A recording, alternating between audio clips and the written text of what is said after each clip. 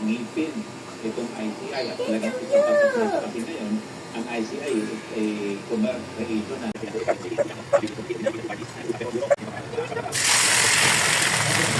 dating Chief Justice Puno na dapat ay pangyayari ang ICC na magsampa ng kaso at pag-usip nagawa. Dahil tinawag nga na surprise secret ni Ombudsman Remulla ang pagbabasura nga ni dating Ombudsman Samuel Martires noong 2019 ng dismissal order ni Villanueva at inihain nga noong 2016. Kanina nga sa kanyang panayam nga sa media, inamin ni Remulla na wala silang kaalam sa nangyaring dismissal ito, kabilang na nga rin ang Senado kung out of the dark na